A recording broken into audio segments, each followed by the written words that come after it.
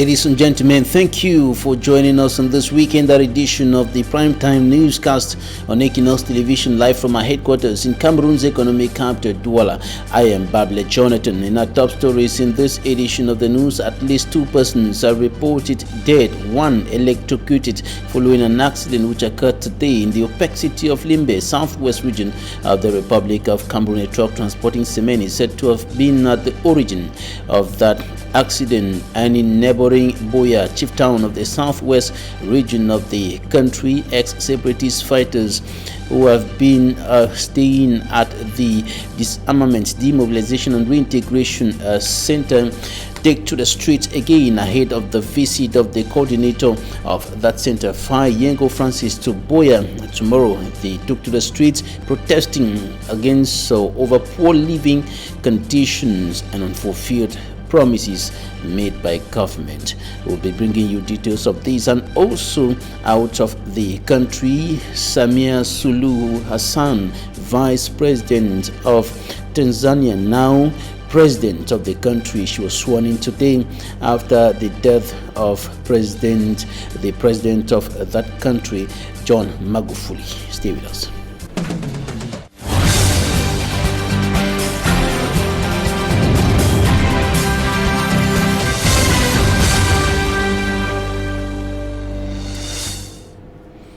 Once more, thank you for joining us in this edition of the news. We begin in Limbe, in the southwest region of the Republic of Cameroon, where at least 2 persons are reported dead following an accident which occurred earlier today. One of the victims is said to have been electrocuted after a truck transporting cement lost control as a result of brake failure and pulled down an electric pole. Details with our correspondent, Davidson Maimo. Down there, for both people.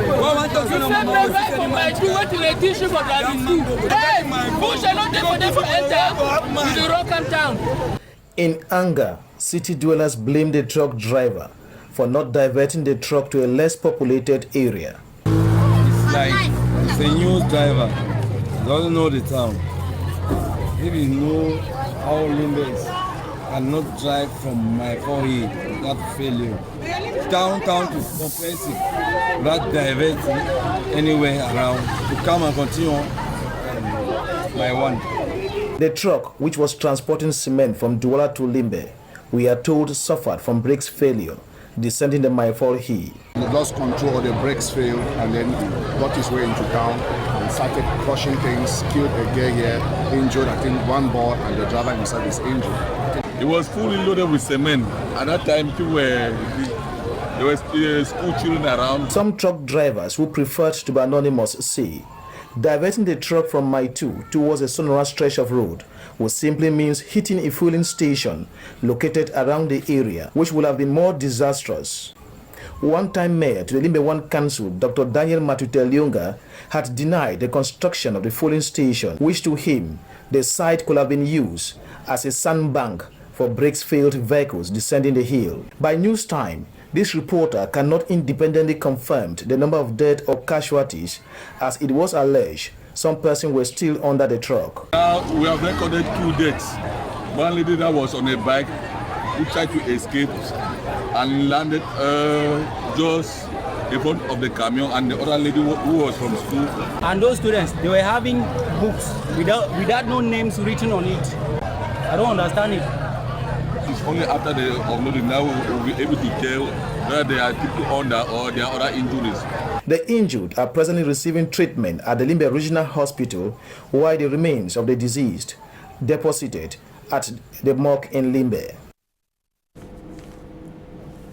And in neighboring Boya, chief town of the southwest region of the country, ex-fighters who have been at the Disarmament, Demobilization and Reintegration Center created by the government of the Republic of Cameroon took to the streets today, blocking the road and hindering the circulation of vehicles. They were protesting over poor living conditions and unfulfilled promises, and they took to the streets ahead of the announced visit of the coordinator of the DDR, that is former Governor Yengo Francis, who is said to be planning to visit Boya and the center of course tomorrow. Derek Jato is in Boya.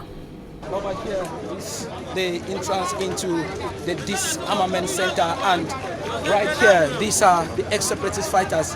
The road has been barricaded for over 3 hours now. Circulation has been perturbed, and at this particular moment, the Secretary General at the Southwest Governor's Office is just from talking with them.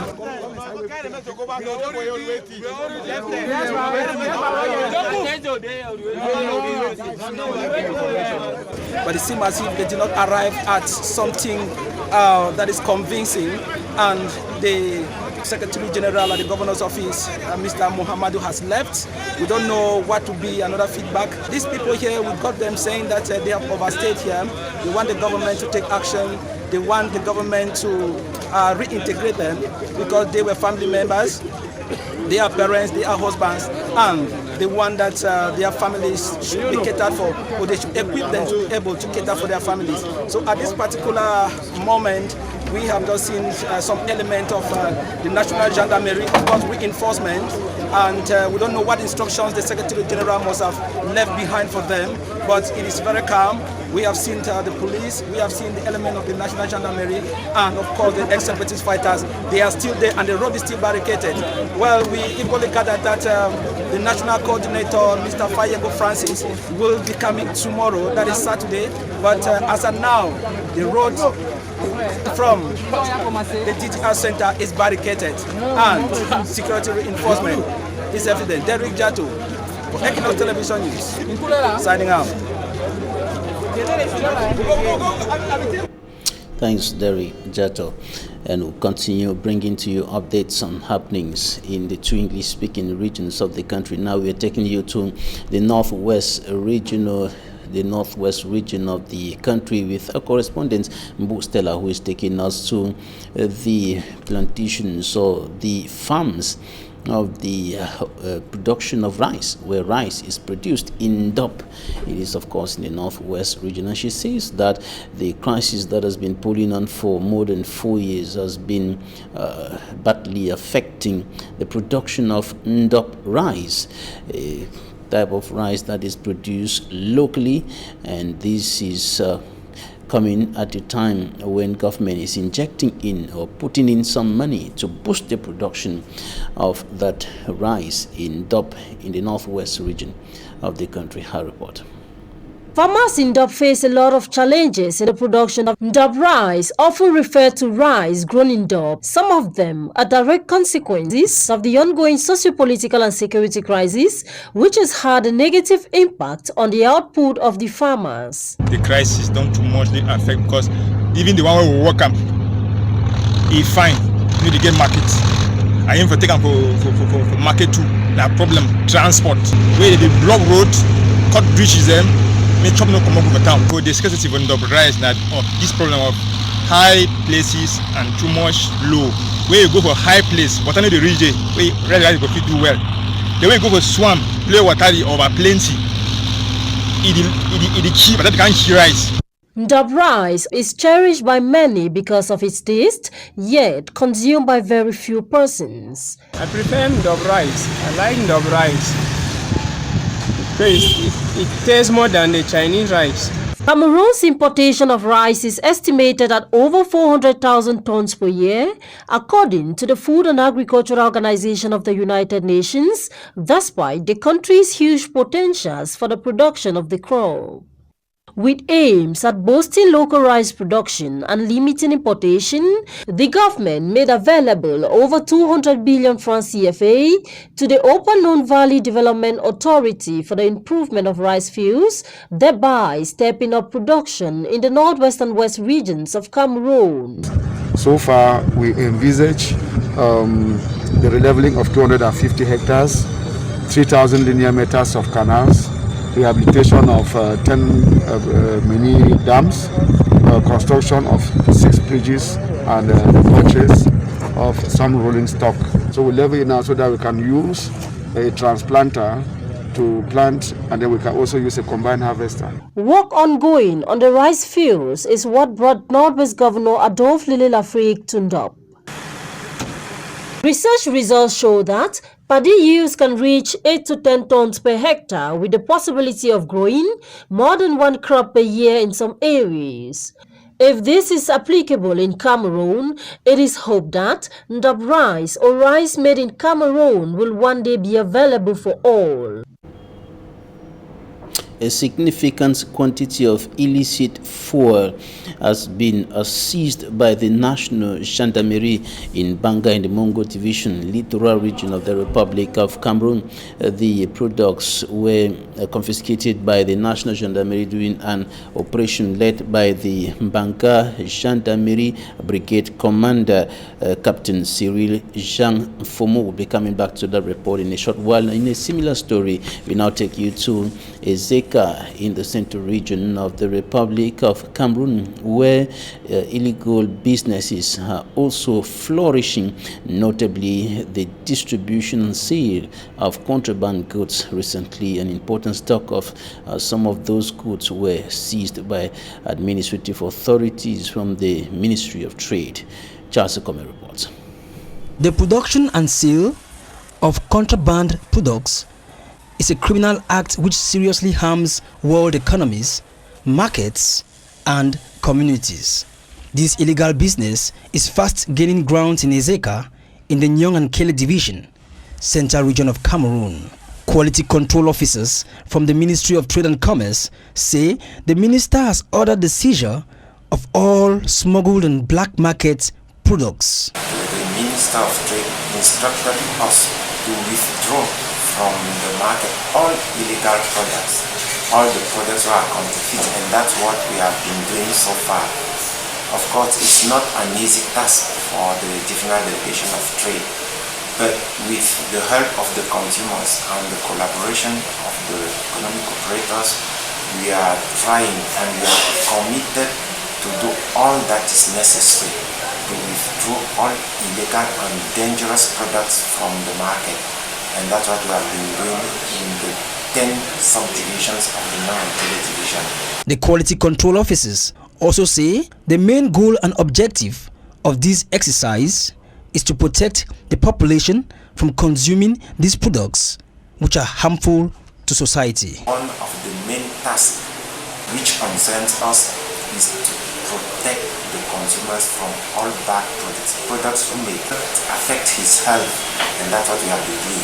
So it's pharmaceutical products, it is products like water, particularly as you know the actuality, products like oil, products like sugar, which are counterfeit or which are dangerous for their health. So we have been doing this task for more than 1 month now. According to these experts, these challenges can be overcome with innovative solutions such as network mapping and data visualization softwares, for they are powerful tools which can help law enforcement agencies in identifying emerging trends and patterns and anticipate the smuggling of illicit products in the country.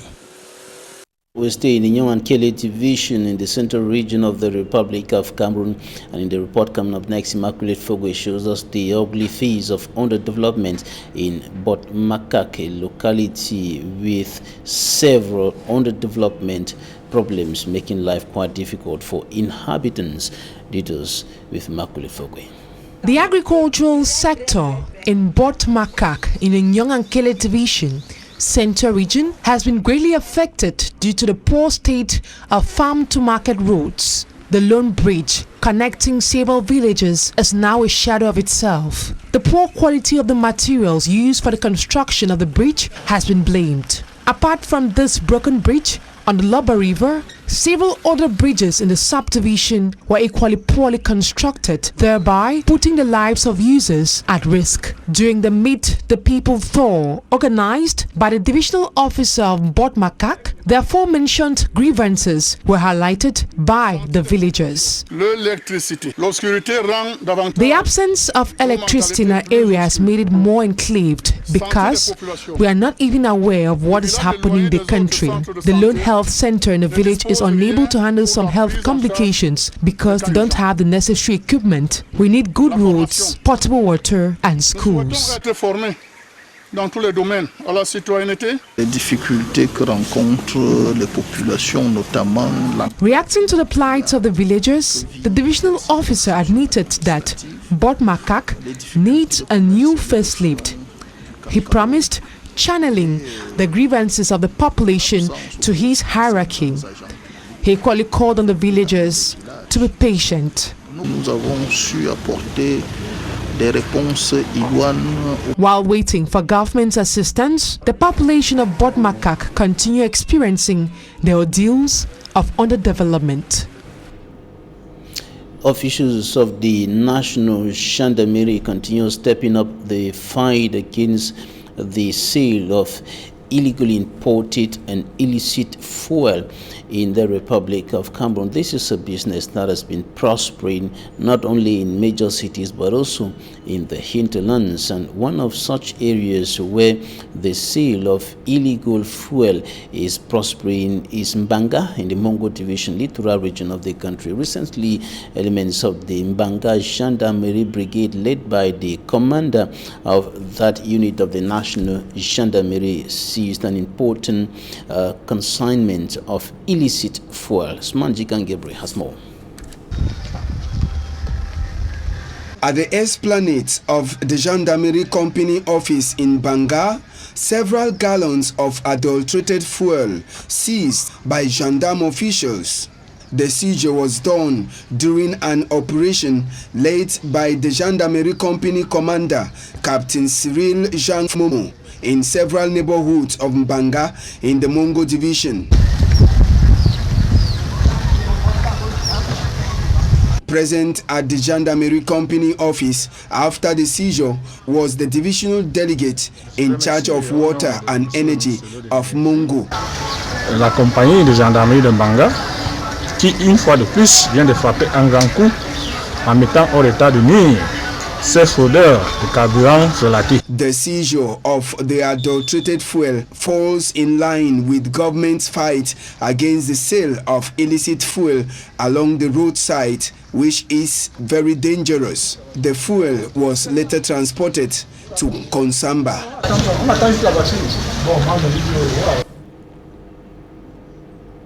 Tanzania's Vice President Samia Suluhu Hassan becomes the next president of that country after the death of John Magufuli, and Samia Suluhu Hassan looked solemn during proceedings that saw her make history to become Tanzania's first female president. The 61-year-old took her oath of office in the commercial capital of the country, Dar es Salaam, and the Chief Justice oversaw proceedings which took place 2 days after the death of John Magufuli, the former president of that country. Suluhu Hassan, who comes from the semi-autonomous island of Zanzibar, had served as Magufuli's deputy since 2015, and they were both elected for a second term in office that was in October.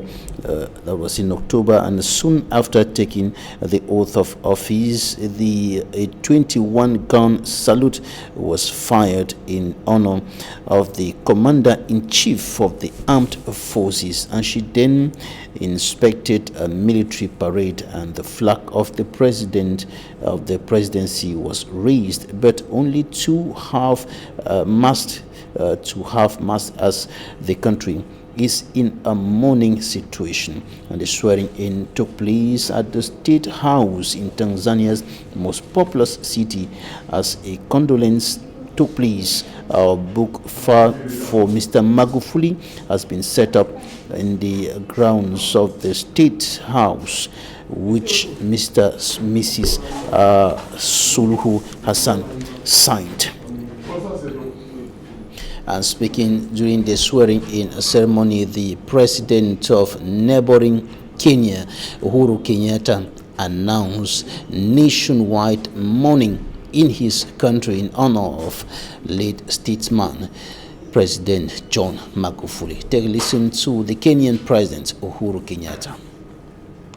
And sadness of the untimely passing of my dear brother, His Excellency John Pombe Magufuli, President of the United Republic of Tanzania. On behalf of the government and people of Kenya, I convey our sincere condolences to the First Lady of Tanzania, Her Excellency Janet Magufuli, their children, the entire Magufuli family, and indeed affirm our deep solidarity with the government and people of Tanzania during this challenging time. Tanzania remains in our thoughts and our prayers. Africa and the world has lost an illustrious leader whose vision, passion, and immense leadership propelled the nation of Tanzania forward and also steered the East African community to closer integration. On the continental stage, the late President Magufuli was a champion of Pan-Africanism. In the passing on of President Magufuli, I have lost a friend, a colleague, and a visionary ally, whom I worked closely, particularly on our commitment to forge lasting bonds between Kenya and Tanzania. In honor of the life of His Excellency the late John Pombe Magufuli, and in recognition of his strong legacy, and in solidarity with our brothers and sisters in the United Republic of Tanzania, the wider East African community, and the whole of Africa, who are in deep mourning following the loss of an outstanding son of Africa. Therefore, I, Uhuru Kenyatta, under the authority vested in me as the President of the Republic of Kenya, do hereby order and direct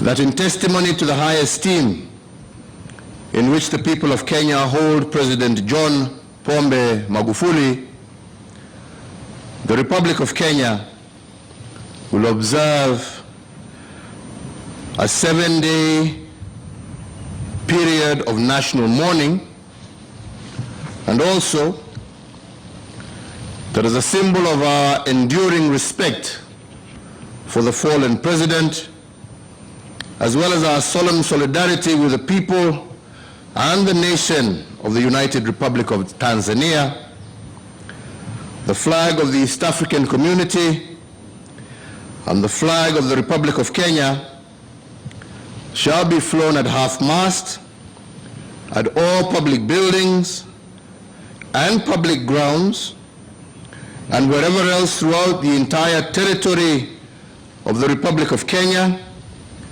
and at all Kenya's diplomatic missions abroad from today, Thursday, the 18th of March, 2021, until sunset on the day of the funeral. The Kenyan President Uhuru Kenyatta speaking there at the swearing-in ceremony of former Vice President of Tanzania, Samia Suluhu Hassan, who takes over as president from John Magufuli, who died of heart complications, according to medical reports. That's according to medical reports. Coming up next, Talking Point.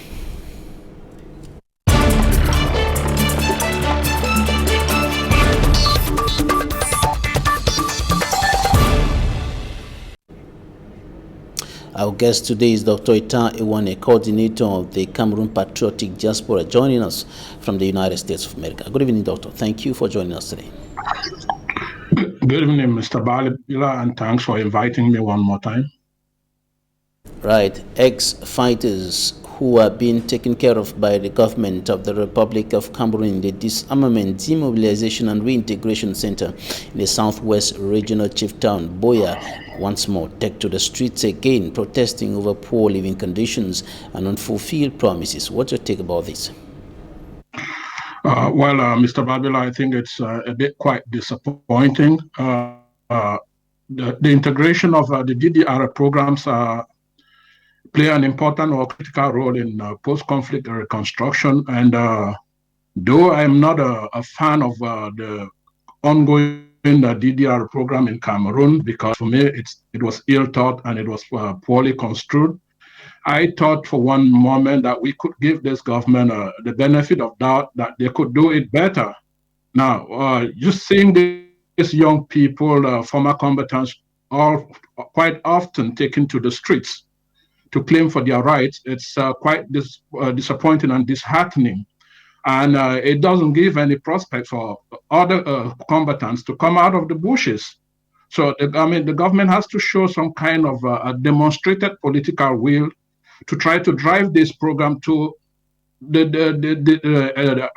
desired destination. So I think it's poorly construed, it's poorly managed, and one more time, this government has missed out on a golden opportunity to prove that they could be trusted for 1 minute. I mean, it's keep losing its credibility, and this is quite appalling. Streets, and the Prime Minister and Head of Government, Chief Dr. Joseph Jangote, sent some millions to respond to the plight. Does that mean that wasn't the solution to their problems? I think it should go far beyond that. And if the Prime Minister sent millions, I think it's incumbent on the same Prime Minister to try to find out what happened to the millions. Why are the boys taken to the streets? Did they get what they were promised? So it's incumbent upon the Prime Minister to try to find out what happens to the millions. So we know it's not new in Cameroon. It's people have taken on the habit of abusing their offices. The misappropriation of public funds in Cameroon is becoming alarming, and I think it's time for the Prime Minister to hit his hand on the table and try to find out what happened to the millions and why the young men are going back to the streets.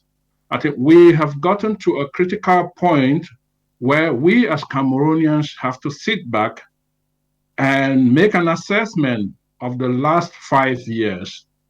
I think it's time for us to evaluate what has been happening to our country in the past 5 years. And I think if we make a genuine evaluation, the logical conclusion is that we as a people are losing collectively. I have said it before, I am saying it again. What is going on in Cameroon is a challenge to our collective conscience, and we are losing together as a people.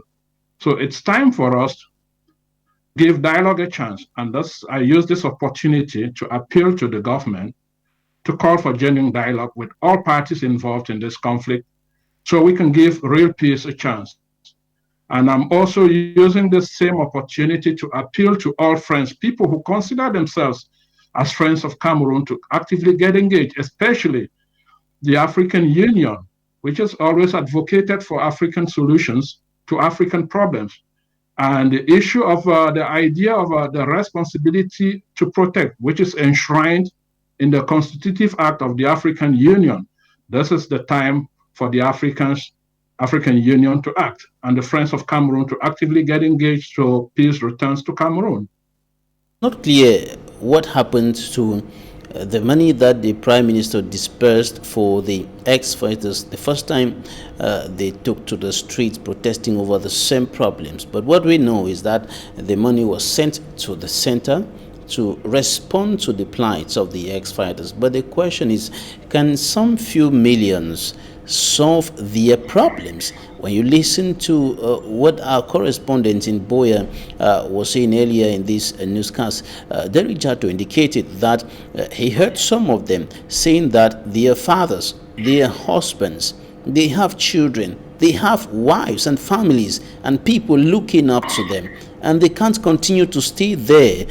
They have to be reintegrated into the normal life trend and probably given jobs and so on. You simply cannot take young people out of the bushes. I mean, the fact that they went into the bushes implies that they lost everything they had. And now that you've succeeded in convincing them to leave the bushes, I think it's normal that you keep to your promises. Okay, you cannot take them out of the bushes, keep them in a center that looks like a prison. No, the whole idea of the DDR, at the end of it, should be reintegration. They should be reintegrated into everyday normal life so they can live like normal citizens. They can take care of their own families. It's not about keeping them there and feeding them. No, it should be more than that. The government needs to create real opportunities so these guys can get back into normal lives and live like normal citizens. I think this would be a step forward towards encouraging others to leave the bushes. But like I said, this government is difficult to trust. And if the prime minister, the issue of corruption in Cameroon is endemic, it is systemic. It's embedded into the system of Cameroon. And so if the prime minister disburses money and he has not gotten the desired feedback, I think he needs to go a step further. Open an investigation to find out what happened to the money. And if there is proof of any embezzlement, I think necessary measures need to be taken to punish those who dip their hands into acts of impunity. The question, another question is about the reintegration of these ex-fighters into the normal life train in a context where security is still a problem.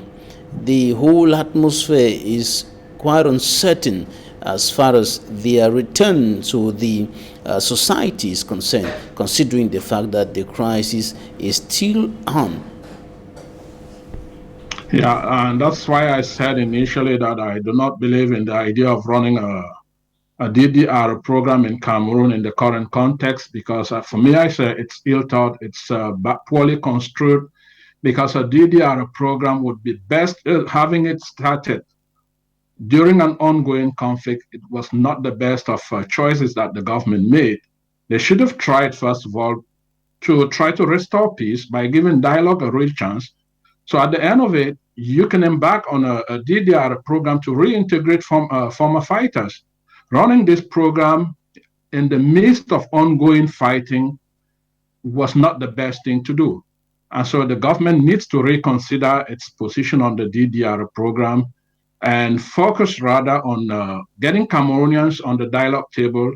And I'm saying Cameroonians, all those involved in the fighting, including the Amba fighters, because they too should have a voice. Everybody should be able to be given the opportunity to air their grievances, and together as Cameroonians, they can find a solution to the problem. You cannot rely on outside help. It's a Cameroonian problem, and it can be resolved by Cameroonians, but there should be demonstrated political will on the part of the government to ensure that this process gets the real opportunity that it deserves to set in motion or to act as a catalyst for meaningful change in Cameroon. Into a newsroom indicated that the head of the DDR will be visiting Boya, probably the center, of course, tomorrow. In your opinion, what should the head of the center, former Governor Fayengo Francis, and his collaborators do at this juncture to handle this situation? Mr. Babila, the problem begins with the person himself, Fayengo Francis. He's part of the system that has caused the current problem, and I don't see him. He doesn't enjoy that credibility, especially among the southern Cameroonians or the Ambazonians. There is a problem with the personality himself. He's part of this system, and I don't know if he has you need to have someone who enjoys credibility based on his neutrality. The director of the DDR program is a renowned member of the CPDM and the current government. So his personality poses a problem. So I think the government should make a change at the helm of the DDR program by appointing a neutral personality. There are a couple of people, there are lots of Cameroonians who will enjoy both the respect of the government in power and that of the Southern Cameroonians and the civil society. So there need to be a change. And if the current director has to stay, he should be able to come out publicly to explain to the Cameroonian people what has been happening to the funds that have been disbursed by the government to try to come to the rescue of the ex-combatants. Okay? We need to be able to reintegrate these young men. Those who have volunteered to come out should be given the opportunity to resume normal life. And it should begin with an investigation of what has been happening to the funds that have been disbursed so far. I think that will lay a foundation for a new start. He's a former governor. He is no longer in office. But is a problem with persons, or what should be done? What is supposed to be done? Like I said, the DDR program is poorly construed. The fighting is still ongoing. It should not be just for a few people coming out of the bushes. If there is a genuine commitment on the part of the government to see an end on this conflict, the government will put in place mechanisms that will facilitate the opening of dialogue or negotiations between the belligerent factions, and from there, they will have to come to an agreement. A negotiated settlement will obviously have an element of the DDR program. So it would be an agreed DDR program between the different warring factions. So it should not be something that is imposed by the government. You impose it, it's certainly not going to work. And that's why the government has not been able to get to the desired results. So the DDR program needs to be negotiated between the Ambazonians or the Ambazonians and the government in power. Okay, you cannot dissociate the person of Faye Yongo Francis from the CPDM or from the ruling government. He's part of the system. Yes, he's no longer a governor, but he remains a devoted, committed member of the system. About the functioning of the center in negotiation between the government of the Republic of Cameroon and the people of the Northwest and Southwest regions. The strike action of the ex-fighters is coming barely 24 hours after the corpses of some of the fighters, including a leading fighter known as General Spirito, presented to the administration and the public in Kumba. What do you think about this continuous crackdown, this continuous manhunt, the operations going on in the two English-speaking regions of the country? Yeah, Mr. Balbila, I think the killing of General Spirito, it's again another tragic day for Cameroon. Every single day, every single soul that is lost in this conflict, it's a great loss for the entire nation, whether it's from the Ambazonian side or from the part of the armed forces. Now, there is no reason whatsoever for any Cameroonian to lose his life again in this conflict. After 5 years, it's been ongoing for 5 years. And like I said, it's time for us to reflect, to make an evaluation of the past 5 years. And we think it's time for us to end this conflict. We do not have to lose more lives. Okay. And it's becoming clear to the government. It should have become clear to the government by now that there is no military solution to this conflict. Negotiation, dialogue, it's imperative to get us out of the current quagmire in which we happen to find ourselves. So the military option would never take us to where we want to go as a nation. We are Cameroonians, we are all Cameroonians with grievances. Whether some people refer to themselves as Ambazonians, others refer to themselves as, people of the La République du Cameroon. A dialogue and negotiation is imperative. So we together can come out of this conflict. The government hoping that they can get victory through a military actions, it's just hitting on the wrong target, picking on the wrong solution for a right problem. So what I'm saying, I have asked this question again, and I'm asking it again today. Can anyone tell me what victory in a fratricida war actually means. What does it look like? What is the military, the Cameroonian military, should they acquire what they consider as victory?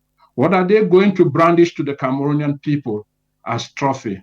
The heads of the Cameroonians, who are supposedly their brothers, I think, no, this is not the right solution, and there is a need for a paradigm change in the ongoing conflict in Cameroon. We are losing collectively as a people, and there will be no victor in this conflict. Every single soul that is lost in this conflict is a great loss to all of us. Equinoxe, coordinator of Cameroon Patriotic Diaspora, thank you for your time. Thank you, Mr. Babila, and I wish you all the best. Thanks, ladies and gentlemen, for staying with us. Equinoxe comes up in some few minutes. Stay with us.